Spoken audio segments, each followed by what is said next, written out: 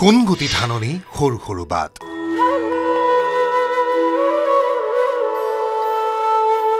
কোন তুমি চেনেহি দেখিলো তোমাক পকা ৰবাবৰ গোলাপী ৰাগী এতিয়া ৰাজ্যৰ পকা ধানৰ মাজৰ সৰু সৰু আলি জাগদাৱনীৰ উৰুলি কিৰিলিত পথাৰ প্ৰাণময় মুঠি মুঠি ঢেকীয়া আঙুলিৰ পাবত কেচ কেচ কাচি ৰাখাত তথাপি পৰা নাই উলাহৰ ইতি তথাপি নপৰে কাচিত জ্যোতি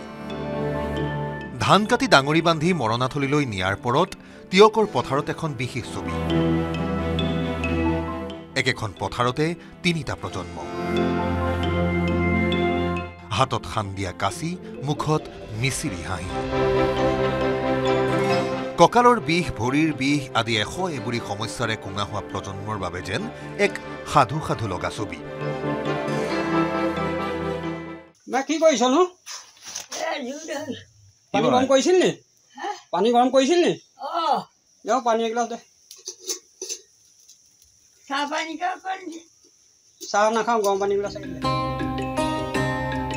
কাহিলী পুৱাতে পানী তপতাই এই মানুহগৰাকী সাজু হৈ পথাৰলৈ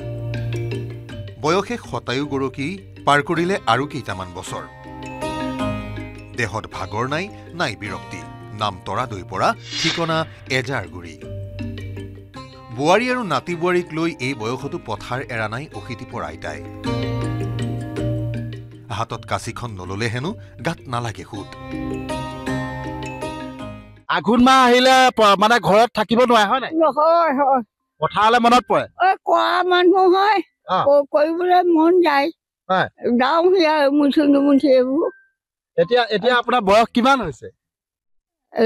পাহৰি আহোঁতে কিমান মানে 100 পাৰ হৈ গ'ল 100 পাৰ হৈ গ'ল এইবোৰ মনবোৰ খেলি মেলি হৈছে আৰু মন খেলি মেলি হৈছে কিন্তু খোজকাঢ়ি নিজে ঘূৰি ফুৰো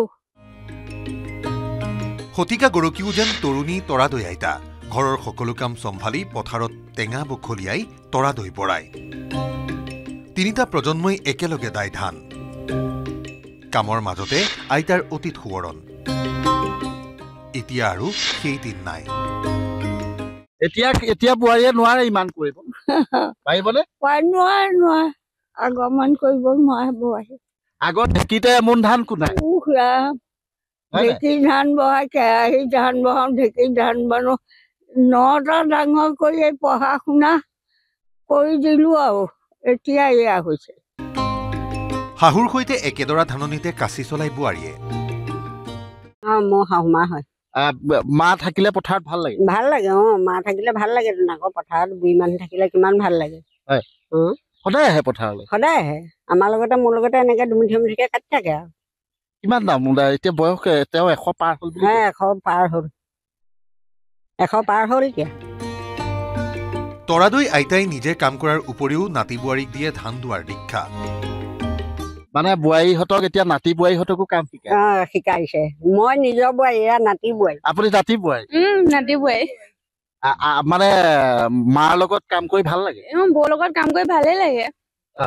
বৌয়ে শিকাই আকৌ আমি নাজনাতো এনেকে ধান দাবি এৰি থৈ নাযাবি এৰি থৈ গলে লক্ষীহে খাও দিব